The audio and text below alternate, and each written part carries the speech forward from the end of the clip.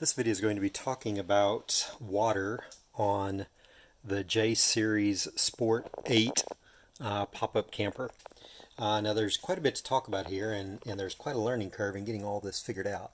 But basically we're on the street side of the outside of the camper, and there are two things here that I want to point out. This is called the city water connection, so you can actually hook a hose up to that. And this is a gravity feed that can be used to just pour water in there. Now, there's a couple more things that I want to point out. If we look down underneath, and I don't know if you can see this or not, but there's actually two tubes that are coming out underneath the trailer right there. And so you need to be aware of that. And then if we look at the other end of the trailer, this is the front on the street side. You can see I've got a bucket down there. There's actually a valve. It's not a valve, but there's a cover down here with a connection to it that is also a drain, and there's actually two tubes coming out there as well. And we'll go inside of the Sport 8, and I can show you what's going on with that. So the Sport 8 does not have a water heater, but it does have a fresh water tank. This is under the street side of the dinette, and there was actually a piece of plywood here that was screwed down that had to be removed. And basically everything that we got going on back here is all part of the water. So from the outside, this is the city water connection that's coming in, and this is the gravity feed. The gravity feed's nice and simple. You can see that it basically just drains into this big 10-gallon tank. And right now you can see that the water level on the 10-gallon tank is right here. I'm actually going through the sanitization process right now, and it's got some bleach in it. So that's what's going on with that. Now, if we look at the back side of the tank, we have a few things going on here.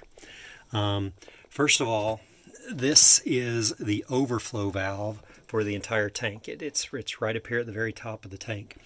And it's actually a clear plastic tube that just goes right down through the bottom of the camper.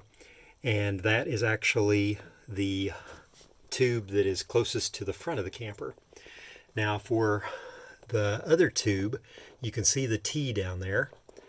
And right here, this is actually a low spot valve. You can pull that up. I don't want to do it right now, but you can pull that up when you're wanting to actually drain this entire tank. And that will let water drain out of the back of the tubes that's back there. And that will also drain the water from this section as well as this section going forward. That section down there that's going forward actually drains or it runs all the way along through here, and that is what goes to the sink that's over there. So let's go ahead and look at the sink, and I'll show you what's going on with that. So for the sink, the hot water doesn't do anything. You can't even turn it on, actually. And with the cold water, if I turn it on, you can see that not much happens. And the reason for that is that, I'll go ahead and show you what's going on down here, though. So if you look down here, the line that's coming from the tank is this line right here. And you can see that it just goes up and goes to the sink. And this line is actually the drain line. And the drain line goes through the floor. And that is one of the two lines at the front of the camper. The second line that's at the front of the camper, you can see that we have another valve there. That's another low point drain. And that goes through the floor. And that will be another way that you can winterize and drain the water from the camper. Now, the reason that this is not doing anything whenever we turn it on is that the water pump is shut off. The water pump control is right here. We turn that on, and now we have water. I'm going to go ahead and turn that off though, because we don't need it. But I want to explain what's happening down here. So whenever we are using the water tank for the actual water supply, this will fill up. You can, like I said before, it's filled up to here. And the path that the water takes, it comes out down there, same place that the low water drain, or the low water comes out at.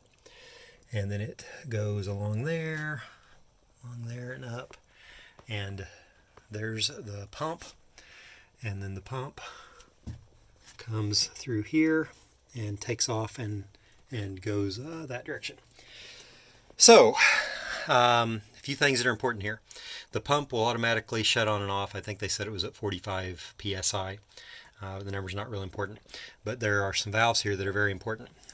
So this valve is currently open, and you have to figure out that that's the way it needs to go.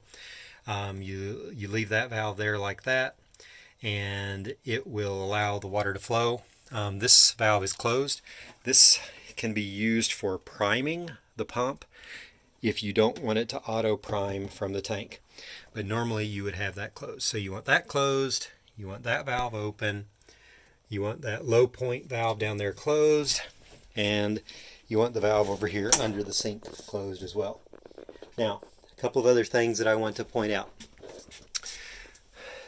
With the water pump on, it is configured to use water out of the tank.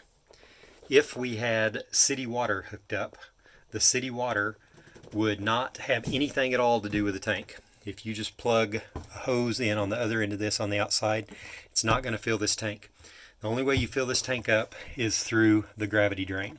So if you want to fill the tank up and you've got city water, you actually just stick the end of the city water hose in here and you let it just fill slowly.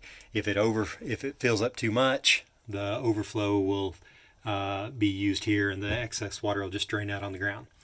But the city water hose does not do anything at all with the pump. If you want the pump and the tank to come into play, you have to use the gravity fill to fill this tank up, and then the pump will kick on and off. That's just an overview of the way that the water in here works, and there are a few idiosyncrasies that you need to be aware of. So hopefully that's helpful.